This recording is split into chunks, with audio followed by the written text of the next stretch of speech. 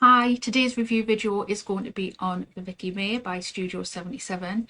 You will be able to see one of them on the mannequin behind me. This pattern comes with 3 versions and I've made 2 of them. So I thought I'd walk you through the couple that I've made and see if I can inspire you to make one.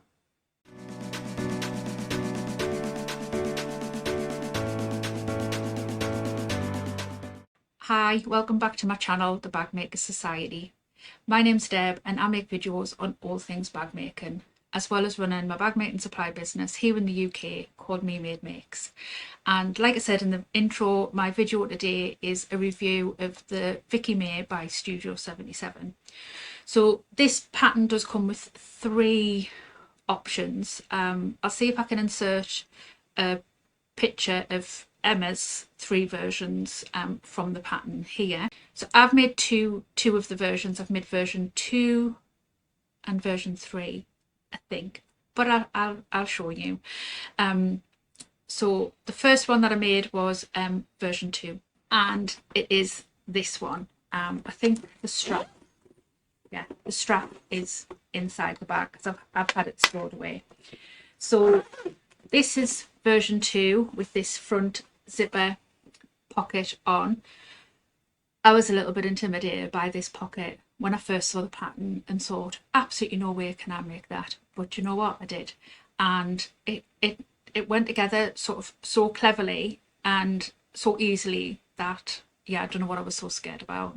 So the version 1 has the 2 separate pockets on the front, so they would just go together in exactly the same way. You just repeat the process twice. But yeah, so I have the front pocket and the internal pocket here. You might recognise the water resistant canvas, which was part of a bag maker's box by Studio 77. That was not the last one but the time before, I think. And the zipper tape was from that box as well. So yeah, it's a proper Studio 77 bag. Like I said, it went together really easily. This is just a faux suede. I can't really remember where I got it from, but if I remember rightly, I did actually have a bit of a nightmare with the company where it came from, so I don't actually have any more of it. So the bag has a zipper pocket on the inside and slip pockets as well, and is finished with binding. I used a fold over elastic for the binding in this one because I had a nice pink that went with it. I did muck up and put rectangle rings on my strap connectors, and I should have put D-rings on. I don't know what I was sort of thinking. I made this before going to the Stitch Festival. No, not the Stitch Festival, the Festival of Quilts, where I met up with Emma, who is the designer from Studio 77. So I was kind of in a bit of a rush to finish it because I wanted to take this bag with me. And I think I just picked D-rings out and I didn't look at what I was picking out. So what it means is when my strap is attached, the D-rings don't kind of sit properly because they're square instead of rounded. So don't be like Deb and use D-rings on your side connectors, not square rings.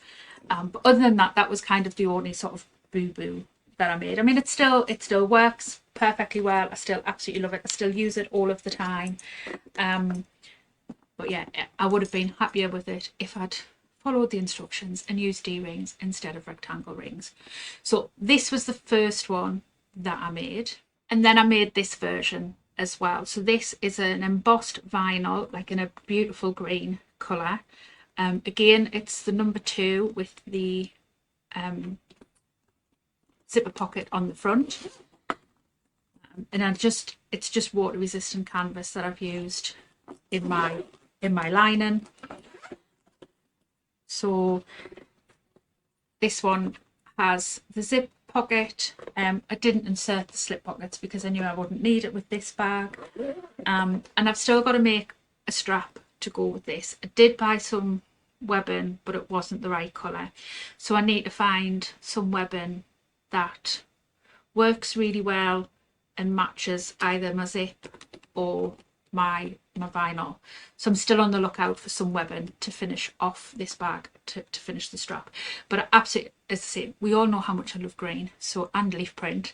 So this bag is just so up my street, and I can't wait to finish it and get a webbing or something for the strap that matches really well so that I can wear this bag out.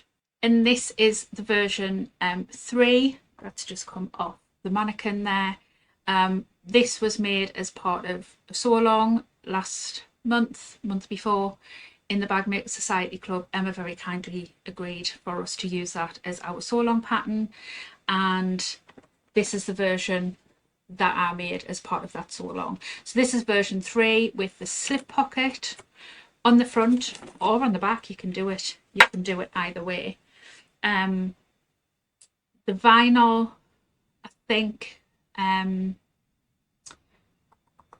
it's probably Emmanuel's. I want to say Emmanuel's.